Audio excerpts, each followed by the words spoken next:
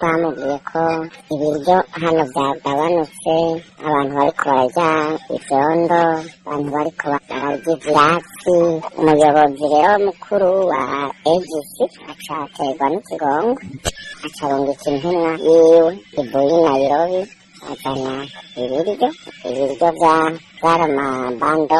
bando kuvuga amabogisi y'ubufu bw'ibigori 28, n'ibogisi z'amavuta 5, hanyuma n'ibiharage, imifuko y'ibiharage 5. hanyuma bituma abantu bafungura bari mu bwoko bwose barobanuye, harimwo abasudani, hakabamwo abakongo, abarundi, abanyarwanda, abantu bose bahurikiye muri iki gice barose ibiryo. Barashimiye Imana, dushimira n'abayobozi nyene bitavye akamo canke bumvise induru baterwa n'ikigongo baduha ibiryo. Imana ibahezagire, namwebwe Imana ibahezagire, kuko iyo muriko muratanga amakuru hirya no hino abantu baraheza bakamenya ko bitoroshe, bigatuma bashobora gufasha izo mbabare atahandi ziko. Tugira ko dusaba kugira ngo uwogira ico afasha ibyo twamwerekeza tukamwerekeza.